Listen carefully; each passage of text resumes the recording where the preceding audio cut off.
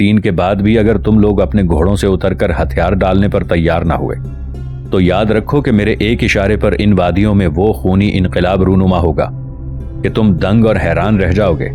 اس کے ساتھ ہی اس نقاب پوش نے گننا شروع کیا۔ لمحوں کے اندر اس نے 3 تک گنا۔ اسماعیلی اپنے گھوڑوں پر جمے بیٹھے رہے تو اپنے گھوڑے کی زین کے ساتھ لٹکتی ہوئی سرخ رنگ کی ایک جھنڈی نقاب پوش نے لی اور اسے ہوا میں بلند کر دیا۔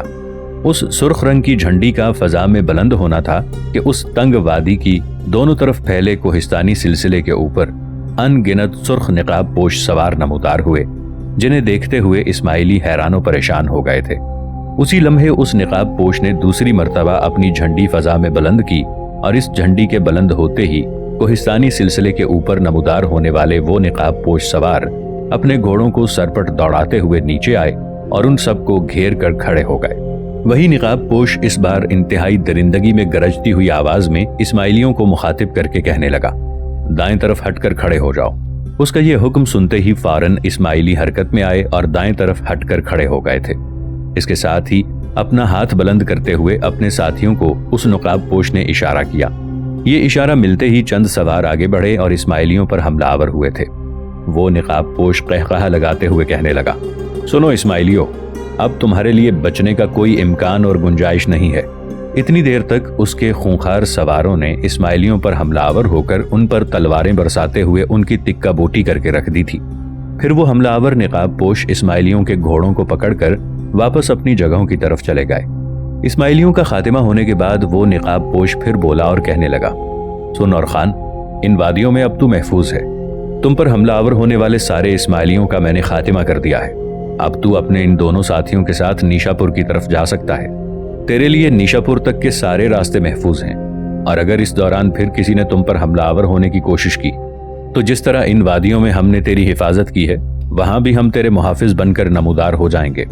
جواب میں اور خان نے عجیب سے انداز سے اس نقاب پوش کو دیکھا۔ پھر وہ انتہائی ممنونیت میں ڈوبی ہوئی آواز میں اس نقاب پوش کو مخاطب کر کے کہنے لگا، دیکھ میرے محسن، میرے اجنبی مہربان، کیا ایسا ممکن نہیں کہ تم اپنا تعارف مجھ سے کراؤ؟ میں جان سکوں کہ تم کون ہو، تمہارا تعلق کس گروہ سے ہے؟ تمہیں کیسے خبر ہو گئی کہ یہ اسماعیلی مجھ پر حملہ آور ہونا چاہتے ہیں؟ اور یہ کہ تمہارا ٹھکانہ کہاں ہے، تاکہ اگر کبھی کوئی وقت آئے تو میں تمہارا ان احسانوں کا بدلہ چکا سکوں۔ اس پر وہ نقاب پوش پھر بولا اور کہنے لگا، دیکھ اور خان، تمہیں میرا نام جاننے کی ضرورت نہیں ہے۔ تمہارے لیے اتنا ہی کافی ہے کہ میرے ساتھ یہ میری بیوی ہے، اور یہ میرے ساتھی اور یہ سب ملت مسلمہ کے پاسبان ہیں۔ ہم کون ہیں، کہاں قیام کرتے ہیں اور ہمارا کیا مدعا اور مقصد ہے، اس کو ابھی راز ہی رہنے دو۔ بہرحال آج سے ہمارا تمہارے ساتھ وعدہ ہے کہ مسلمان دشمن قوتوں کے ساتھ ہم ہر موقع پر تمہارے ساتھ شانے سے شانہ ملا کر لڑیں گے۔ دیکھ اور خان، تیرا سلطان علاؤالدین خوارزم شاہ کے خلاف بغاوت کرنا ایک عظیم عملی قدم ہے جسے ہم سب لوگ سراہتے ہیں۔ میں جانتا ہوں کہ جس لشکر نے تمہارا ساتھ دینا ہے، اس وقت وہ لشکر نیشاپور کے شمالی کوہستانی سلسلوں میں بڑی بے چینی سے تمہارا منتظر ہے۔ دیکھ اور خان، جب کبھی بھی تم مسلمان دشمن قوتوں کے خلاف ضرب لگاؤ گے تو ہم نقاب پوشوں کو اپنے ساتھ پاؤ گے۔ اس پر اور خان بے پناہ خوشی کا اظہار کرتے ہوئے کہنے لگا، دیکھو میرے مہربان محسنوں، اگر تم نے اپنے تعارف کو صیغہ راز میں ہی رکھنا ہے، ایسا ہی تم چاہتے ہو تو یوں ہی صحیح، پر یہ تو کہو کہ اگر کسی موقع پر مجھے تم لوگوں کی ضرورت پڑے تو میں تم لوگوں کو کہاں پکار سکتا ہوں۔ اس پر وہ نقاب پوش پھر بولا اور کہنے لگا، تمہیں ہمیں پکارنے کی نوبت ہی نہیں آئے گی، ہم خود تمہارے اوپر نگاہ رکھیں گے، اور جب بھی تم ہماری ضرورت محسوس کرو گے تم دیکھو گے کہ ہم تمہارے ساتھ موجود ہوں گے۔ اس کوہستانی سلسلے میں جو تم میرے ساتھی سوار اور نقاب پوش دیکھ رہے ہو، یہ تعداد صرف 100 کے قریب ہے جنہیں تم میرا محافظ دستہ خیال کر سکتے ہو۔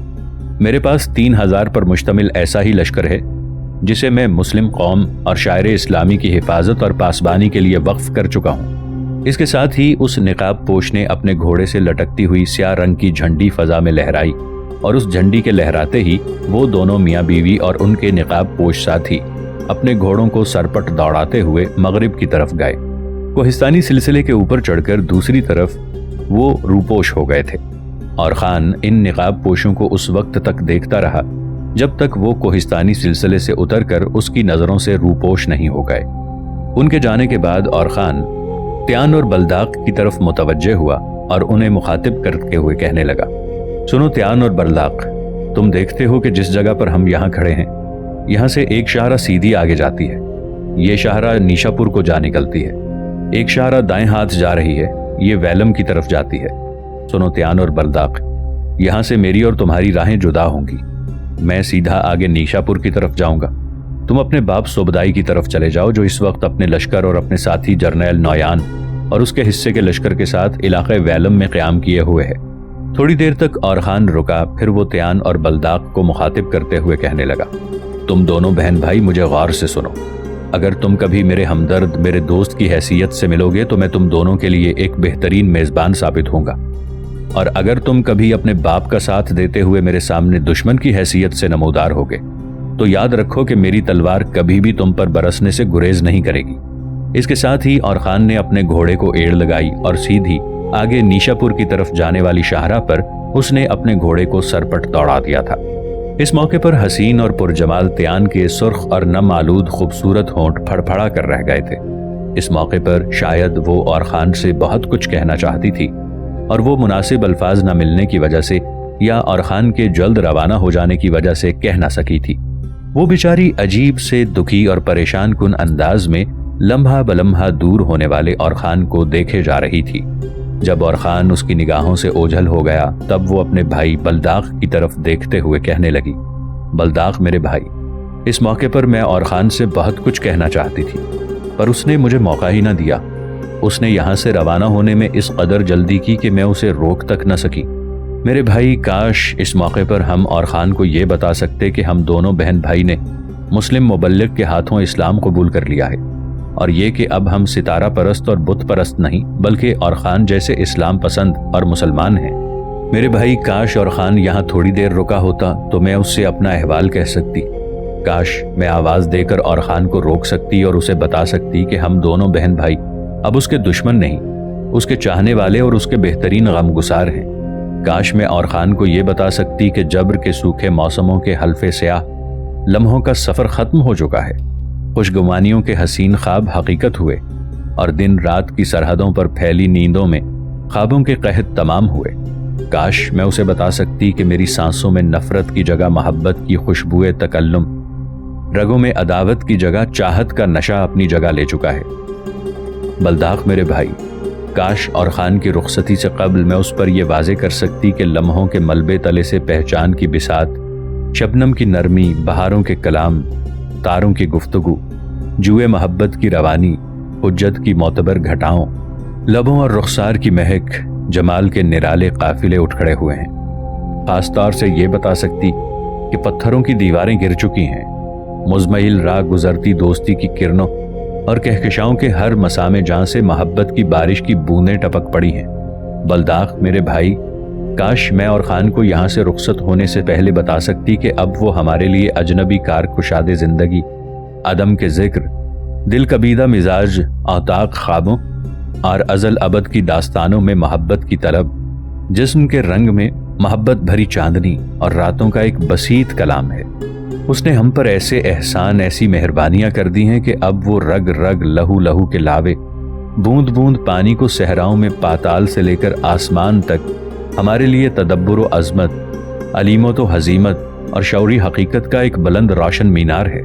यहाँ तक कहने के बाद त्यान जब खामोश हुई तो उसका भाई बलदाक थोड़ी देर तक उसे अजीब से अंदाज में देखता रहा। इस दौरान उसके लबों पर खूबसूरत मुस्कुराहट नमूदार हुई थी।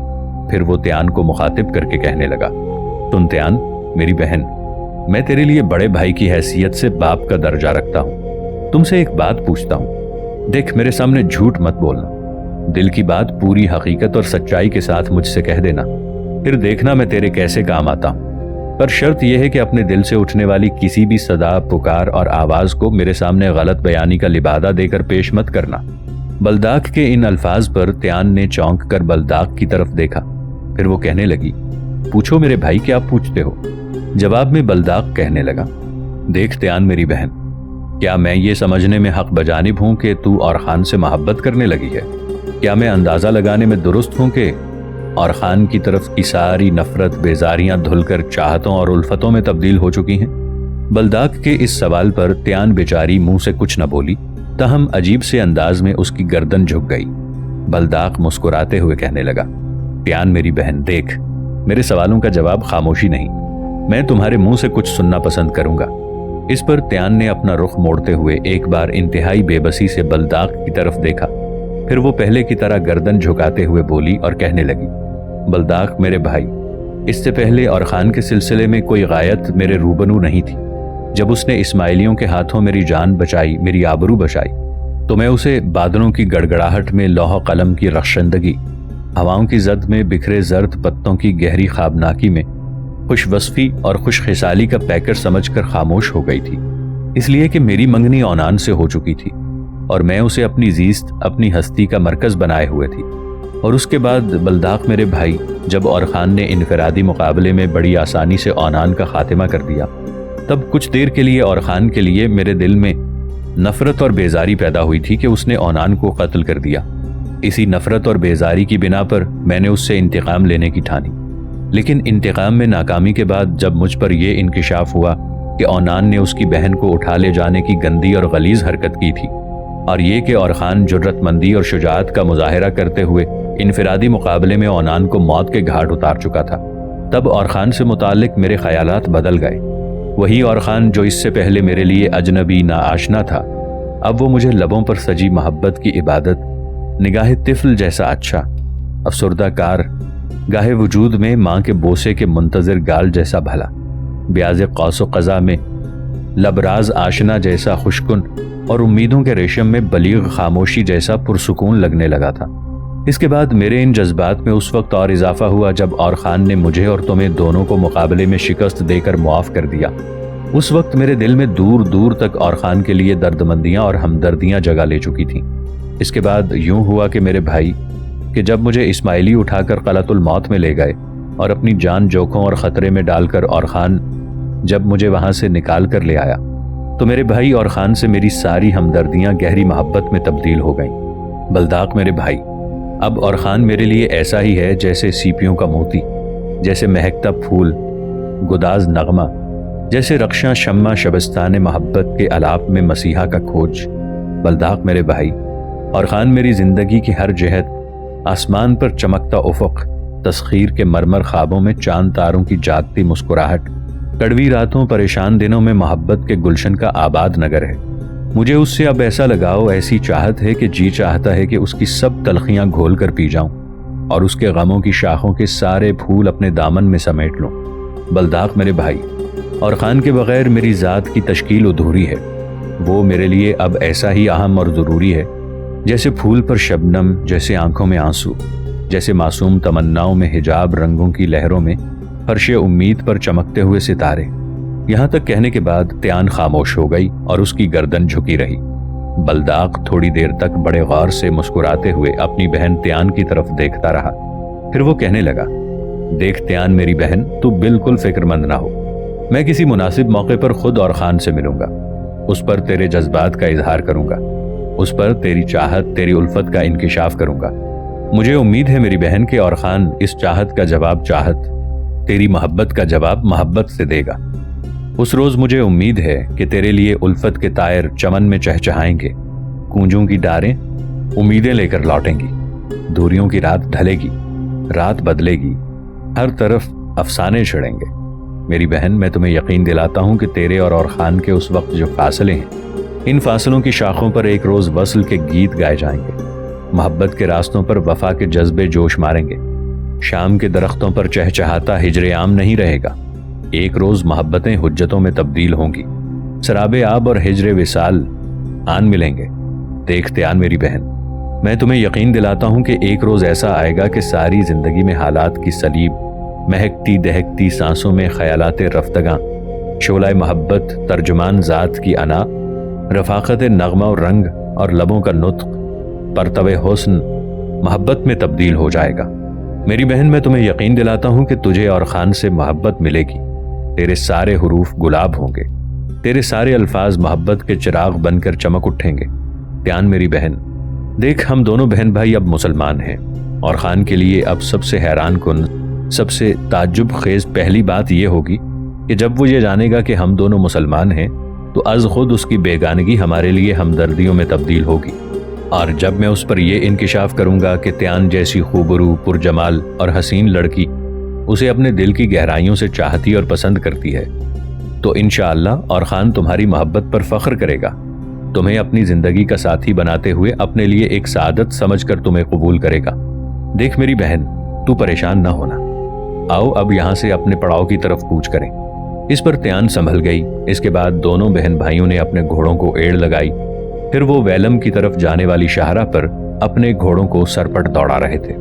اور خان ایک بار پھر نیشا پور کے نواح میں اس جگہ آیا جہاں سلطان علاؤالدین نے اپنے لشکر کے ساتھ پڑاؤ کر رکھا تھا۔ جلال الدین نے نیشا پور کے کوہستانی سلسلے کے اندر علیحدہ ہونے والے لشکر کا اور خان کی رہنمائی کے لیے جس شخص کو نگران مقرر کیا تھا، اس شخص کو اور خان نے اپنے ساتھ لیا اور نیشا پور کے شمالی کوہستانی سلسلوں کی طرف وہ روانہ ہو گیا تھا۔ اس شخص کی رہنمائی میں جب کوہستانی سلسلے میں وہ داخل ہوا تو اسے پہاڑوں سے گھری ہوئی ایک محفوظ وادی میں خیموں کا ایک خاصا بڑا شہر نظر آیا۔ جب وہ خیموں کے قریب گیا تو سب سے پہلے اور خان کے بھائی قبیل خان اور تغرل خان نے آگے بڑھ کر اور خان کا استقبال کیا۔ ان دونوں کے ساتھ ایک خوب نکلتے ہوئے قد اور کڑیل جسم کا جوان تھا جس کی عمر 25-26 سال سے زیادہ نہ رہی ہوگی۔ قبیل خان اور تغرل خان کے ساتھ مصافحہ کرنے کے بعد اور خان نے اس نوجوان سے مصافحہ کیا۔ وہ اس کے متعلق پوچھنا ہی چاہتا تھا کہ اس کا بھائی قبیل خان بولا اور کہنے لگا، میرے عزیز اور محترم بھائی، جس جوان سے آپ مل رہے ہیں اس کا نام غیاث الدین ہے۔ یہی وہ نیک بخت نوجوان ہے جس نے آپ کے حق میں سلطنت کے خلاف اس لشکر سے بغاوت کرائی جو اس وقت اس کوہستانی سلسلے میں خیمہ زن ہے۔ یہ نوجوان جس کا نام غیاث الدین ہے آپ کا غائبانہ بڑا معترف اور چاہنے والا ہے۔ اس کا تعلق سلطان علاؤالدین خوارزم شاہ کی ماں ترکان خاتون کے قبیلے سے ہے۔ یہ مشہور سردار قتلق خان کا بھی رشتہ دار ہے، لیکن قتلق خان کو یہ اپنا دشمن خیال کرتا ہے۔ اتنا کہنے کے بعد جب قبیل خان خاموش ہوا تو غیاث الدین بولا اور خان کو مخاطب کر کے کہنے لگا، سیف الدین کے بیٹے، آپ نے سلطان علاؤالدین کے سامنے اس کے بزدلانہ عزائم، اس کے پشت گمان کے خلاف بغاوت کرتے ہوئے بہترین سرفروشی اور جرت مندی کا اظہار کیا ہے۔ کاش سلطان علاؤالدین 2 لاکھ کے لشکر کو اپنے ساتھ لیے بیکار کرنے کی بجائے چنگیز خان کے سامنے آیا ہوتا تو ابھی تک ہم صحرائے گوبی میں چنگیز خان کا تعاقب کر رہے ہوتے۔ بہرحال سیف الدین کے بیٹے، یہ لشکر جو اس وقت کوہستانی سلسلے میں خیمہ زن ہے، اس کے آپ کماندار اور سالار اعلیٰ ہیں، اور ہم سب آپ کے حکم کے تابع اور فرما بردار رہ کر کام کریں گے۔ اب آپ آگے بتائیے۔ سب لشکری آپ کا استقبال کرنا چاہتے ہیں۔ اس موقع پر آپ ان سے خطاب بھی کریں تاکہ ان کے اندر ایک نئی روح، ایک نیا ولولہ، ایک نیا جذبہ پیدا ہو، اور اسی جذبے سے کام لیتے ہوئے ہم انہیں بوقت ضرورت اور وقتاً فوقتاً تاتاریوں کے ساتھ ٹکرا سکیں۔ یہاں تک کہنے کے بعد غیاث الدین جب خاموش ہوا تو اور خان بولا اور کہنے لگا، دیکھ غیاث الدین میرے بھائی، میرے عزیز، میں تیرے جذبوں، تیرے عزائم کی قدر کرتا ہوں۔ میں جانتا ہوں ہمارے پاس رسد اور کمک کا کوئی سامان نہیں ہوگا، میں جانتا ہوں ہمیں حرب و ضرب کے اوزاروں کی بھی کمی درپیش ہوگی، لیکن اس کے باوجود ہم ملت کی پاسبانی اور دین کی خدمت کے لیے منگولوں کے خلاف ضرور حرکت میں آئیں گے۔ ہم شروع میں ان پر شبخون ماریں گے اور ایسا کر کے اپنے ان سارے لشکریوں کے یہ خوراک اور لڑائی میں کام آنے والی اشیاء حاصل کرنے کی کوشش کریں گے۔ اس پر غیاث الدین بولا اور کہنے لگا، اور خان میرے بھائی، اس سلسلے میں ہم اپنا تن من دھن، اپنے خون کا آخری قطرہ تک پیش کر دیں گے۔ آپ اس سلسلے میں ہمارے پورے تعاون اور ہمارے پورے خلوص کے حقدار ہوں گے۔ اب آپ آگے آئیے۔ یہ لشکری گزشتہ 2 دن سے بڑی بے چینی کے ساتھ آپ کے منتظر ہیں۔ اس کے ساتھ ہی اور خان اپنے گھوڑے کی باگ پکڑے لشکر گاہ کی طرف بڑھا تھا۔ آگے بڑھتے ہوئے غیاث الدین پھر بولا اور خان کو مخاطب کر کے کہنے لگا، اور خان میرے بھائی، اس وقت جو لشکر ہمارے ساتھ ہے اس میں کم از کم 1 ماہ کی خوراک کا انتظام ہے۔ اس کے علاوہ ہر جوان اسلحے اور جنگ میں کام آنے والے اوزاروں سے اور ہتھیاروں سے بھی لیس ہے۔ ہر ایک کے پاس ایک گھوڑا بھی ہے۔ اس کے علاوہ ہمارے پاس بار برداری کے جانور اور چھکڑے بھی موجود ہیں۔ یہاں تک کہتے کہتے غیاث الدین کو خاموش ہو جانا پڑا، اس لیے کہ لشکر گاہ سے بہت سے لوگ نکل کر اور خان کو سلام کرنے لگے تھے۔ غیاث الدین کے کہنے پر اور خان ایک چھکڑے پر کھڑا ہو گیا